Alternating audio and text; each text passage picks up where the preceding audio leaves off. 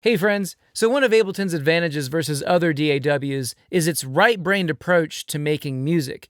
And one of the many ways this design principle shows up in Ableton Live is their really well-designed and powerful browser. Now, there was a lot of initial pushback when the new Live 12 browser came out, and honestly, I can empathize with that. Change is weird and sometimes hard, especially if you've been doing something the same way for a really long time.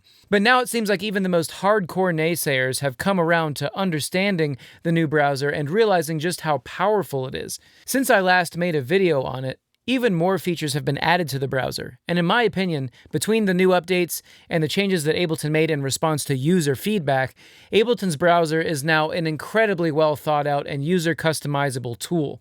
You can bend it and shape it into something that speeds up and helps you in the process of making music. But in order to take advantage of it, there's a lot to know, so let's explore everything that Ableton's browser can do. So just to bring everyone up to speed, let's go ahead and go over the absolute basics here. In order to see the browser, you have to click this button.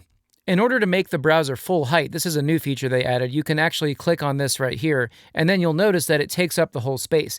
Because Ableton's browser has become so flexible and so full of features, making it full height might make sense for a lot of people, especially if you have a big monitor. So I'm going to put it back on its standard height. And the next thing I want to show you is the three main sections of the browser. We have collections, we have library, and we have places, okay? Collections remains one of the most powerful things, especially if you're a beginner with Ableton. If you find something in the browser that you really like, and you find yourself using it a lot, and you're excited about it, you can always click on it, whatever that device is, right-click on it, and you can choose one of these options here. And so if I add, for example, Corpus to my Blue, which is the name of my Blue collections at the moment, and then I click on Blue, you'll notice that anything that I've added to Blue will now appear in my Blue collections. And of course, you can rename this whatever you want. It could be My Little Lovelies, and there you go. That is whatever helps you remember what is in there. And it's just as easy as going to anything in the browser. So before we even get into any of the options, and just right-clicking and clicking on My Little Lovelies. Now you can also click on this, and I think you can hit like the number. Yeah, look at that. So you can hit numbers 1 through 7 on your keyboard to quickly assign browser items to your collections. Now auto shift is everywhere, right? So anyway, going back to auto shift, I will clear all the colors. You can do that by hitting 0. But in this case, I'll put it on number 5, which happens to be blue, and we can see it here in My Little Lovelies. So you can name collections whatever you want to name them. And again, the collections are a great place for people that are just starting with Ableton Live. You could just close everything else in your browser other than maybe your All tab and your samples and go to the races, right? Now, the next thing to understand is that you don't even have to display this.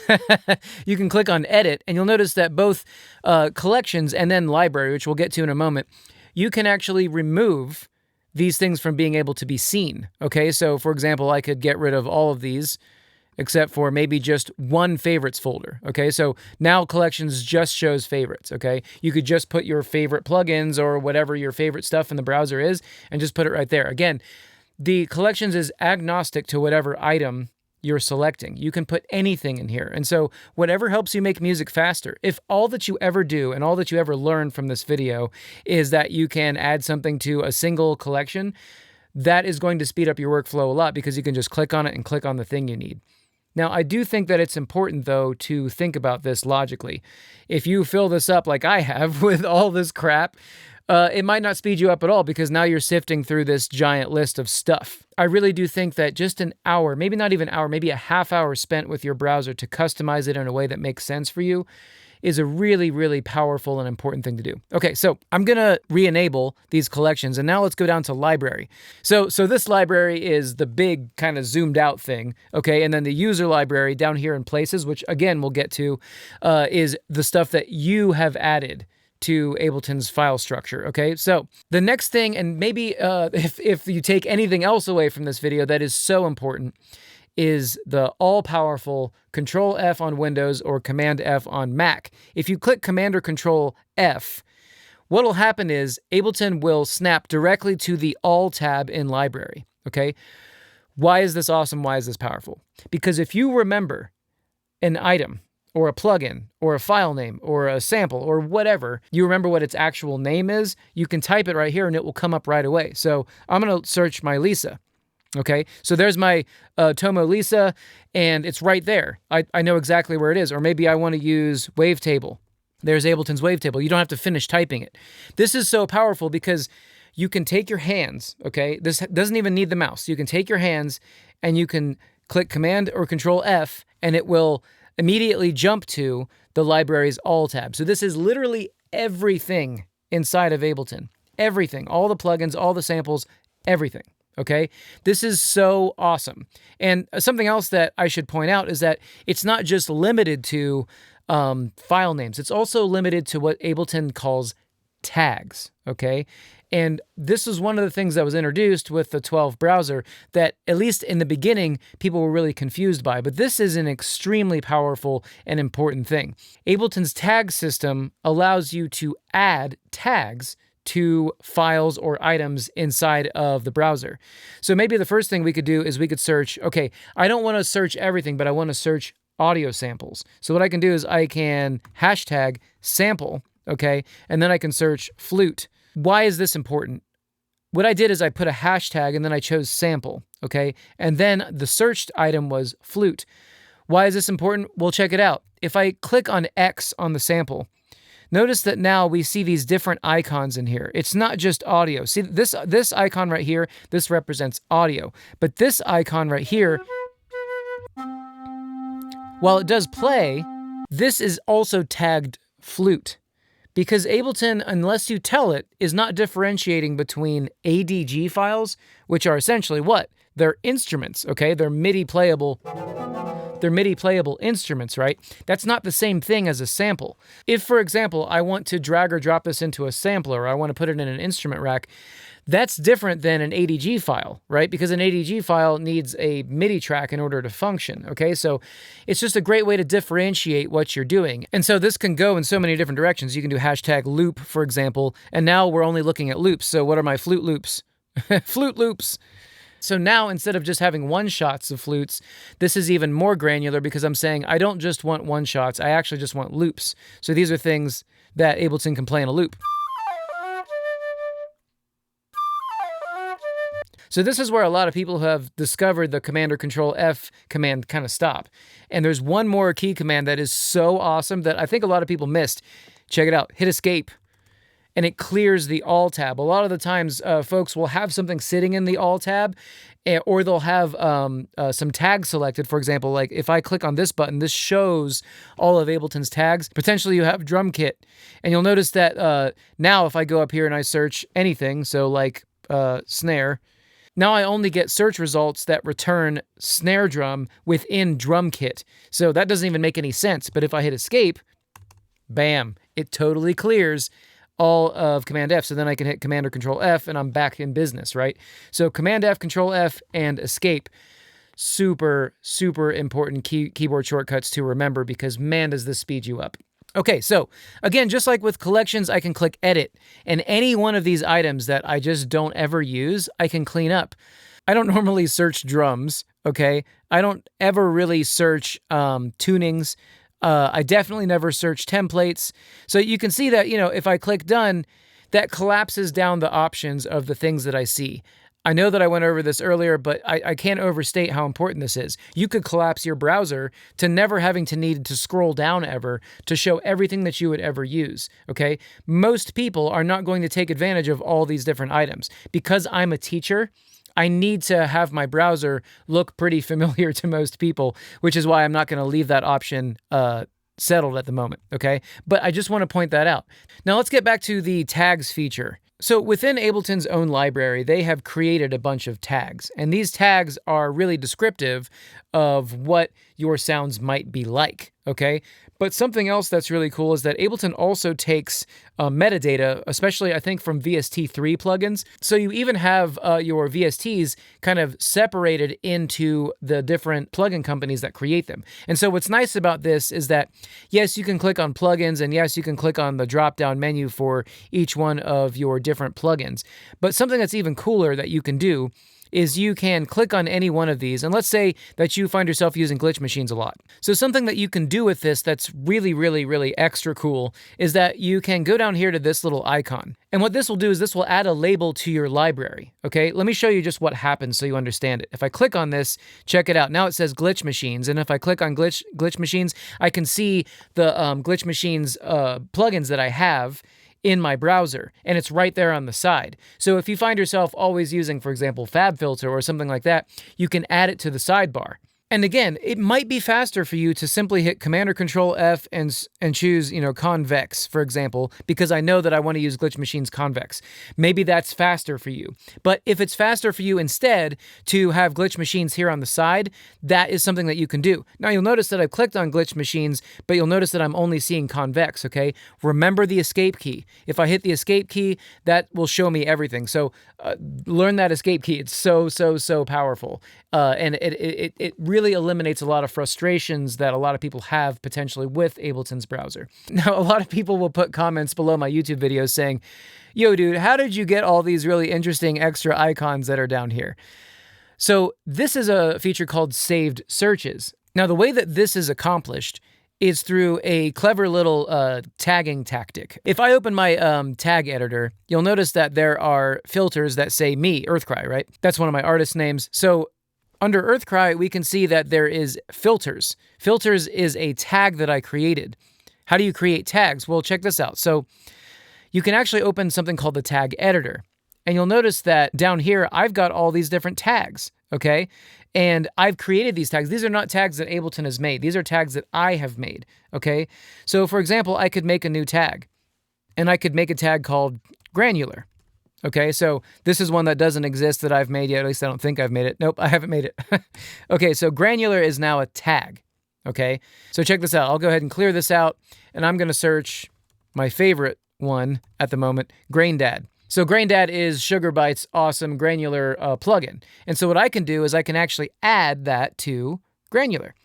So now the VST3 version specifically, okay, a lot of people have frustration with Ableton showing all the different types of the same plugin. You can actually add the tag granular that I made to a specific version of a plugin. So now I could go to Granulator 3, okay, and I can add this. Right now it's added to Modern Synths, but I can also add it to granular, okay? So that's cool, Anthony, but how do you make it appear on the sidebar? So now that this exists, I'm going to go ahead and clear this out.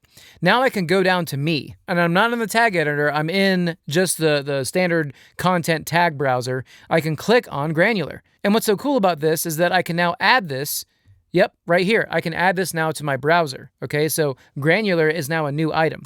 Now, Ableton, since I've done this, Ableton has added the ability to right-click on any browser item, okay? It doesn't matter what it is except for collections. Any other browser item, whether it's in library or places, can now be you can change the icon. So, I don't know, trumpet.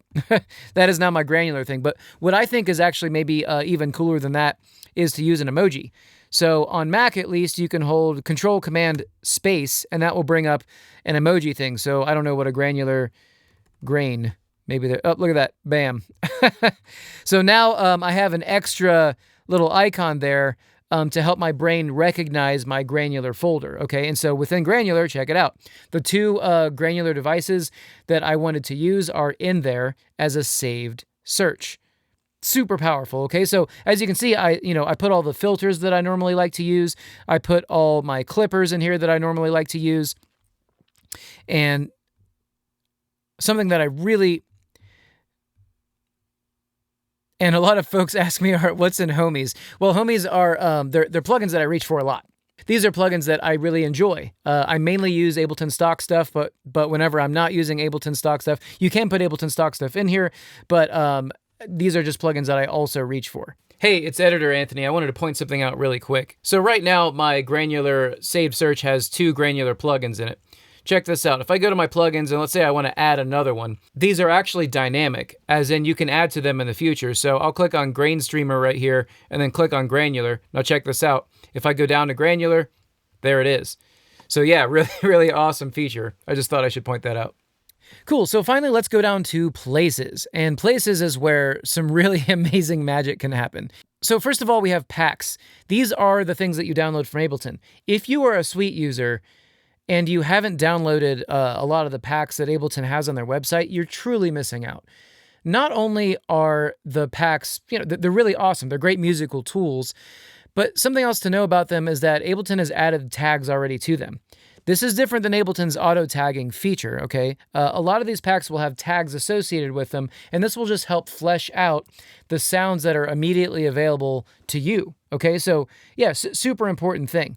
The next three are kind of customizable. So we have Splice, of course. Ableton added Splice if you're a Splice user to the browser. You also have Cloud, which I'm not connected to at the moment, and then Push, which my Push is not connected at the moment. Now, some people are comically offended that these are even options in their browser. So Ableton added the ability to go up to Settings, and you can now go to, I believe, is it File Folder? No, it is now Library, and you can turn off all of these options, okay?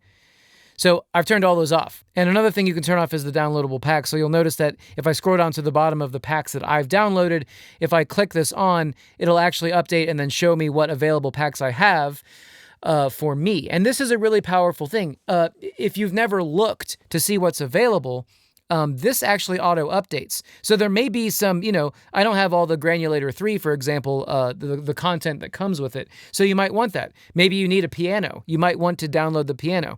I think it's important to take a look potentially at how big some of these are, because these are multi-sample packs, right? They take up a lot of space. So yeah, all this stuff is customizable in the library tab. All right, so I'm going to turn my stuff back on and move on to the next thing. The user library. Again, this is where your presets exist. If you've ever made an instrument rack, if you've ever made a preset to a specific device, like for example, I've made presets to a lot of these. You can see all of my audio effect racks that I've made in my life. I've made a lot. So yeah, I'm not going to spend too much time here in the user library, but that's where all the stuff that you've saved exists, okay? Now, the next thing that you have is your current project. So let's go ahead and do something real quick. I'm going to record some audio into here. Hello, hello, hello, hello, hello. Okay, so if I click out of here and click back in here, notice that now samples exist, okay? I recorded my voice. So anything that is associated with your present set, okay, it's right here. And if you're in your present set and you recorded something from back in the day and you're kind of lost, I want to point something else out that I didn't show you before. Within anything, any item or any area inside of the browser, you get these three little dots. And what's cool about this is that this actually shows you some extra metadata associated with your files. And so right now I can see when I recorded something. So let's say I'm in a set and I recorded something a week ago and I remember, I know I recorded something. You can find it right here. And navigating your own current project, this can get wild, okay? This can get crazy. If you have like a set you've been working on for years, for example, this can get really useful. And so you can add all kinds of different places. You can also show place, okay? So this is actually showing you where it is inside of your browser. You can actually look at the type, the file type, which can be really, really useful. For example, you can see down here that in recorded, we can see that this is a WAV file, right? Okay, so adding these, what they call extra columns, is a really useful way to get through your stuff, okay? Now, moving on to samples. I want to show you something. If I go up to the top here and I choose sample, this is Ableton's content type sample, okay? This is different from this right here. Samples, what is this? This is a custom place, or in other words, a folder on my computer that I've added to Ableton's browser. If you look down here, these are custom folders associated with sounds that I have added to Ableton. And what's so powerful about adding sounds is Ableton's new auto tagging feature. There is some machine learning that Ableton built into the browser, into the Ableton's file system, where it tags or adds automatic tags to sounds that you've added to live, okay? So what this allows you to do is it allows you to add samples in here, and then you can search snare. And so check this out.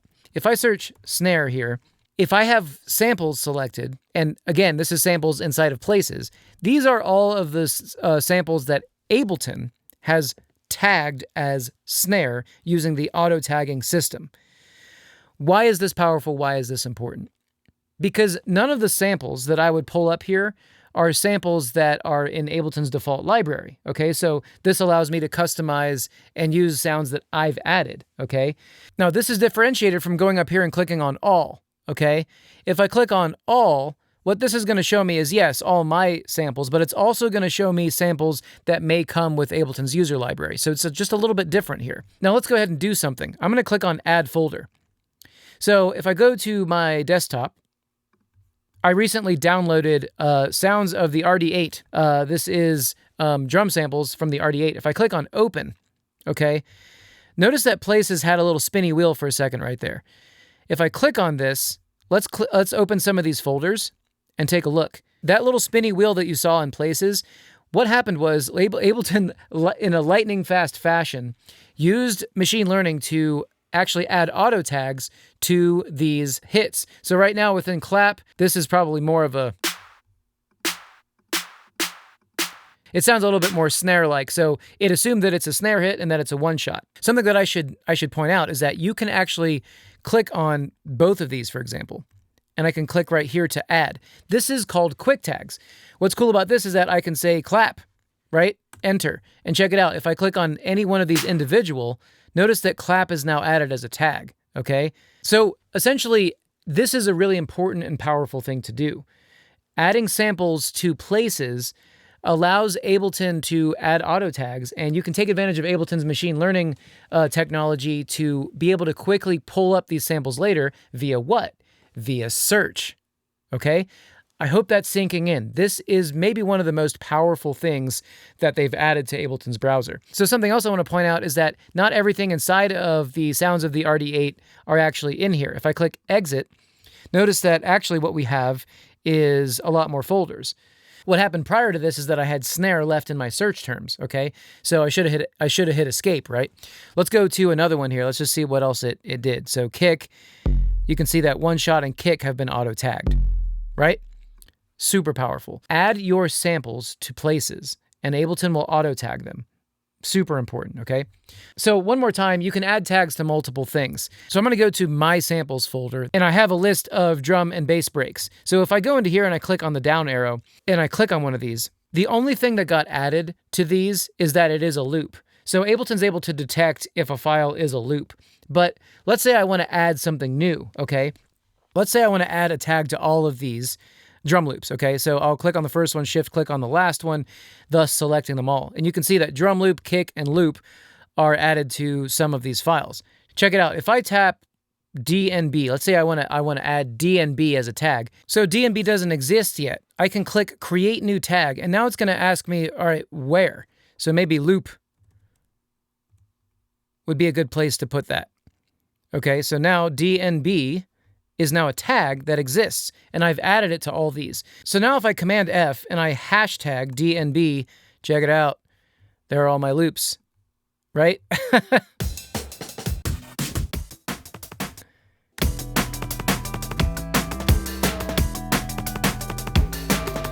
Now, something else I want to show you is the right-click context menu. So, of course, I could add this to my collections. I could do all kinds of different things. But something else that I think is really important, especially as a keyboard shortcut, is to hold Shift, Command, or Control F. Now, what this will do is this will bring up the similar sound search. This feature is super powerful as well because now we can bring up similar sounds to that drum loop. So, if I leave this playing, for example, let's listen to some of these other drum and bass.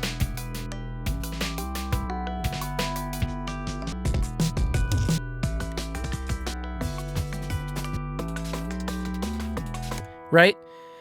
I think a lot of people think that the similar sound search is something that you can't do within time, but what's so powerful about Ableton's browser is that it can actually interpret the BPM of what you're doing. Not just when you're looking for loops or whatever, but when you're within a search. Now, what's so powerful about this is that I could, all of these samples here, right? I could select them all, and I could add them to this user tag, DNB, right? So I know that a lot of this can seem a little esoteric, but again, if you just spend a half hour to an hour to not only setting your browser up, but trying to understand some of these new features, it will speed up your workflow like you wouldn't believe. It's as primary, in my opinion, as any other form of practice when it comes to learning to use your DAW. Cool, well, I hope this video was super helpful to you. If you want to support the channel, check out my teaching offerings that I have on seedtostage.com. If you like this kind of thing, give me a sub and ring the bell. So much love. Thanks for watching, everybody. I'll see you next time.